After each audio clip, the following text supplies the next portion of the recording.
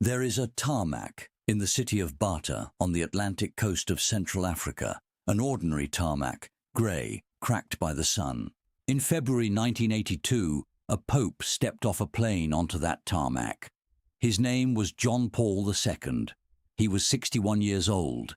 He had just survived the year before a bullet fired in St. Peter's Square, and he believed he could reason with young dictators. The man waiting at the foot of the staircase was named Teodoro Obiang. He was 40 years old. He had taken power 3 years earlier by having his uncle shot. The Polish Pope celebrated Mass, shook hands, granted the young head of state the benefit of the doubt, and flew home. Since then, the tarmac has seen things. It watched the American engineers arrive during the oil boom of the 90s. It watched the crude oil shipments take off toward the north. It watched the Ferraris roll by, ordered by Obiang's son, the one who would later be convicted by a French court. And it watched, in recent months, the quiet landings of planes bringing back from the United States men who had never set foot in this country, deported for a fee. Yesterday, another pope stepped down onto the same tarmac.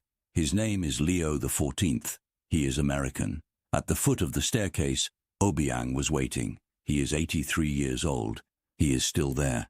He holds the world record for longevity and power, excluding all monarchies. Behind him stood his son, vice president and presumed heir. Before him, for the second time in his life, a pope. The two men walked side by side down the red carpet. The American pope was to visit, the following day, a prison where his own country now sends the people it does not want. The tarmac, for its part, is already waiting for the next one. Full version on Substack. What Bartolomé de las Casas would recognize in 2026, why the oil curse has nothing geological about it, and what a Venetian friar from 1494 reveals about Obiang's books.